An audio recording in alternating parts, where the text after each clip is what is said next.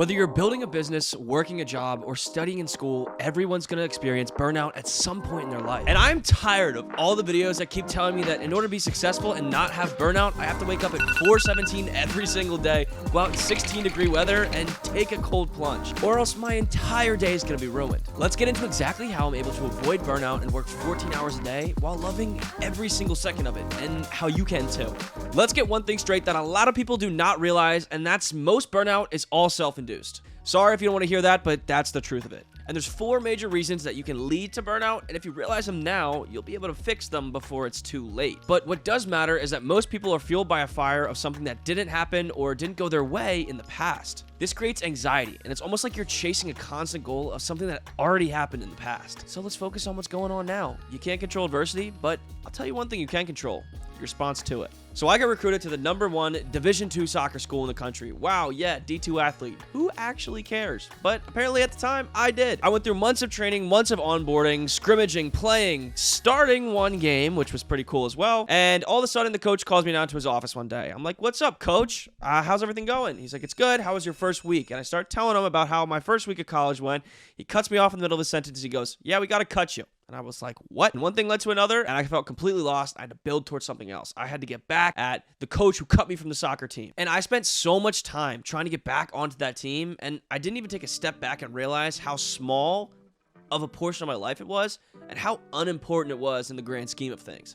And it ended up being a blessing because I've gone on this incredible entrepreneurial journey over the last 4 years, and we're just getting started. Reason number 2, and this is one of the most important as well, is the fear of what other people think. Everybody from such a young age is always so worried about what other people think about them. And honestly, I think that's the #1 reason why people don't end up reaching their goal. Let me ask you a personal question here. Have you ever found an old person that cared at all what they looked like or what other people thought of them? When you're in your 20s, you care about what everyone thinks about you. In your 40s, you pretty much stop caring about what people think of you. And then when you're in your 60s, you realize nobody was even talking about you in the first place. And the sooner you get to that mental point of being 60 minus everything else that goes on when you're 60, the quicker you can realize that you can go do whatever you want without it becoming a burden on your life and leading to anxiety and stress, which then leads to burnout and a bunch of other things and spirals off, and I'm going off on a tangent. Another main thing that a lot of people do that leads to burnout is they talk about stuff they're gonna do in the future instead of just doing it. And a lot of other people do not like this. It leads to others talking bad about them, which leads to an individual becoming upset and potentially working harder because of a repercussion that people were talking about them, and then it leads to anxiety and burnout again. You see a reoccurring theme here? So most people just give up and burn out before they even start because they let other people dictate their life, or they let the comments get to them so personally that they work too hard and they burn out, or they just give up. And this is a similar process that everybody's gonna go through at different stages in their life. When I was in high school, I remember my physics teacher would always call out who had the lowest grade on the test because they wanted people to get better scores and not be the lowest one in the class. It was crazy, actually, now that I think about it. And I remember in college, it was kind of like the same scenario. Like, I would study in a group for biochemistry, and I didn't want to get the lowest grade on the test because then everybody think you're dumb, and then they wouldn't want to work with you anymore. That was my philosophy. And I remember I got the lowest grade on the test in biochemistry one time too, and my teacher called me out for it. And I didn't like it. But that can lead to burnout and stress. And it's a major part of people's life that lets them, again, dictate what's going to go down based on what other people think of them. And now as an entrepreneur, I'm faced with a lot of the same things. I turned down a bunch of different jobs to go on this entrepreneurial journey. I turned down 2 different types of grad school, and I love every single second of it.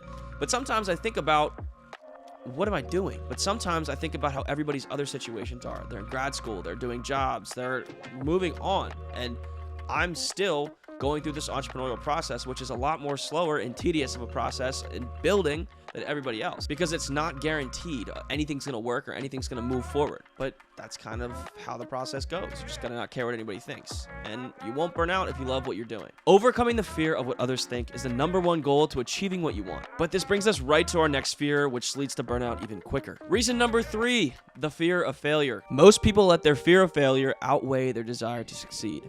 That's a scary one. Have you ever had a super crazy idea, like a physical or mental feat, like trying to memorize 150 numbers of pi, climbing a mountain, becoming a professional athlete? trying to become the president. And I know every single person thought of this as a kid, so you can't say that you didn't think of that. So at least one thing resonates with every person watching this video. You ever see that meme where it's like the guy's digging for diamonds and he gives up right before he gets the diamonds, and then the next guy comes along and then he finds the diamonds?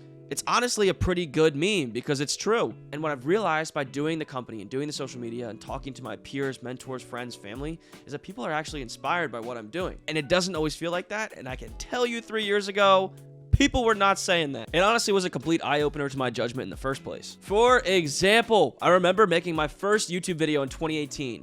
400 views, thought I was famous. Go to school the next day, figure out most of those views were people in my high school, and every single person let me know how much it was trash. I actually got bullied so bad that I stopped making videos for an entire year until I went to college in the start of 2019. And I started again, and I didn't care about what people said this time, regardless of what people said, and people said a lot. And here we are in 2024. I have 500,000 followers, 140 million views, and doing content and making a business has gotten me more opportunities than I would have ever imagined my entire life. So you can't burn out if you love what you're doing and you don't give a shiz about what people think. Remember, you can't fail if you never give up. Ooh, and reason number 4, this one's actually kind of scary. Imposter syndrome. This is one I struggled for the longest time, and honestly, I still do today. My response to this that completely changed my idea of imposter syndrome is, if you continue to think the way you've always thought, you're going to continue to get what you've always gotten. And nothing's going to change if you don't change. Come on, that quote's a banger. People get so caught up in what other people tell them they are that they just end up burning out and quitting beforehand. And imposter syndrome is kind of like quitting on yourself. At the end of the day, nobody's more important as you. It doesn't matter status, wealth, their background, what job they have, how good of an athlete they are. Nobody cares. You just got to go out and do your thing. The moral of the story is the sooner that you stop caring about what other people think and just go out and do what you want and trying to accomplish what you're going for, the sooner you're going to be able to beat burnout. You'll be able to get that promotion at work, beat that team in the championship next year, get your girlfriend to love you again. Maybe not, but that one, you screwed that one up, buddy. I'm sorry. And stop comparing yourself to others. When you compete with others, you become bitter, but when you compete with yourself, you're only going to become better. And this is how I personally stay sane in all of this, because life's tough. You can burn out easily. A lot of stuff goes wrong. A lot of bad things happen, but you also got to have a positive outlook on how things are going. And there's 2 major things that I do to help me keep my physical and mental clarity. Number 1 is journaling. I write my schedule every single day, and I write things that are going on. And I write things that are going on in my life, because personally, it helps me to compartmentalize my day and realize that if you're breaking down everything, you don't get as much of an anxiety about thinking about all the things that you have to do. And if they're written down in one place, you just kind of forget about it and do them as you have to. Makes it really easy, at least for me personally. Number 2, physical health. I work out every single day. I usually like working out the very first moment of the day, because if you do one thing that sucks and get the thing that sucks the most out of the way of the day first, then it makes the rest of the day easy. And I like doing CrossFit. Don't make fun of me. I do those weird pull-ups. Yeah, I want to see you try and do them, but they're hard and they're fun too. It's fun, all right? Stop. These are honestly the 2 ways that I beat burnout, personally. Whenever I feel like I'm overwhelmed, I have a lot of pent-up anxiety, I just go work out, or I write down things that I need to get done, and then it's kind of like a stress reliever. And the other thing is take a nap. I know people don't like taking naps because it makes you less productive or whatever, but sometimes you need to just take a nap. A short reset is one of the best ways that you can recenter your focus. I appreciate every single one of you watching this video, and if you feel like I helped you and if you feel like I helped you beat burnout, or at least reduce your stress a little bit so you can work harder to beat burnout when you feel like it's coming, subscribe below and comment some of the ways that you're beating burnout in 2024. I appreciate all of you for watching this video, and I will catch you in the next one. Peace.